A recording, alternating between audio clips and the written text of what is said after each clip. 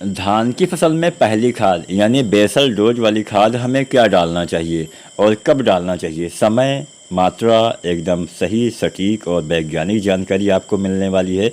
तो कोई दूसरा वीडियो देखने की आवश्यकता नहीं है। अगर आप भी धान की खेती करते हैं और आप चाहते हैं कि आपको अच्छा पैदावार मिले, आप रोपाई करने वाले हैं, तो आप यह वीडियो पूरा ज़रूर देखिएगा। किसान साथियों, पहली खाद इस बात पे पहली खाद यह निर्भर करती है कि आपके धान में कितना पैदावार मिलेगा। सही समय पे अगर आप सही मात्रा में खाद का इस्तेमाल करेंगे, बहुत ही बढ़िया उत्पादन मिलेगा। सही समय पे खाद नहीं डालेंगे, उत्पादन में गिरावट आएगी। तो सबसे पहले जानते हैं जो पहली खाद, जिसको हम बेसल डोज वाली खाद भी बोलते हैं, उसको डालने का सही तरीका, सही समय क्या है।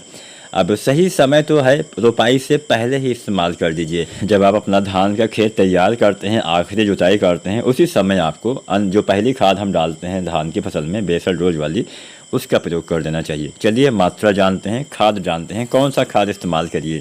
अब हम किसान साथियों ज़्यादातर डीएपी का ही इस्तेमाल करते हैं, लेकिन बहुत सारे किसान साथी सिंगल सुपर फास्फेट और एनपीके 12-32-16 वगैरह भी डालते हैं। तो ये तीनों खादें हम कवर करेंगे। अब ज़्यादातर डीएपी का इस्तेमाल करते हैं, तो डीएपी के बारे में पहले जानते हैं। जो किसान साथी डीएपी डालते हैं, लगभग 30 किलो से लेकर 40 किलो डीएपी रोपाई से पहले इस्तेमाल करिए। मैंने फिर से बोला, 30-40 किलो डीएपी अंतिम जुताई के समय इस्तेमाल करिए। पहली खाद डीएपी हो गया।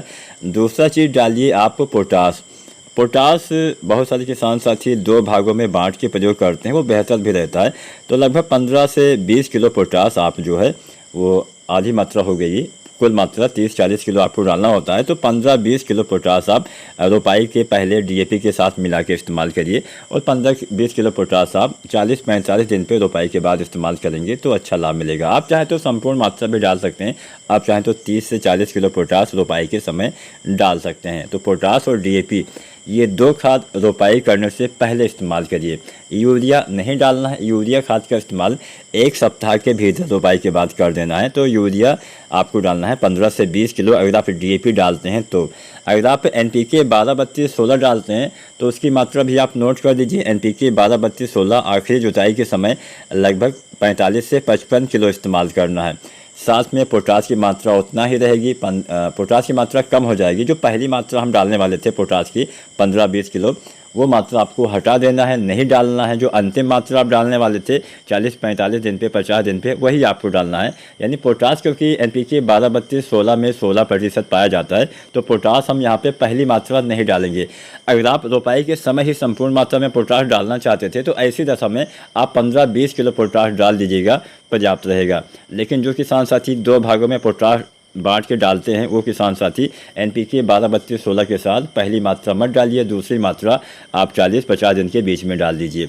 साथ में हम बात करते हैं यूरिया। तो यूरिया वैसे ही आपको डालना है 15-20 किलो रोपाई के 1 सप्ताह के भीतर इस्तेमाल करिए। इस समय इस्तेमाल करने की आवश्यकता नहीं है। लेकिन जो किसान साथी सिंगल सुपर फास्फेट का इस्तेमाल करते हैं, ऐसे किसान साथी इसकी मात्रा जान लीजिए। लगभग 80 से 110 किलो आप एसएसपी डालिए। साथ में यूरिया आपको डालना पड़ेगा। लगभग आपको 30-40 किलो यूरिया डालना है, क्योंकि एसएसपी में नाइट्रोजन नहीं पाया जाता है। इस एसएसपी में आपका फास्फोरस, कैल्शियम, सल्फर, कुछ में आपको जिंक भी मिल जाता है।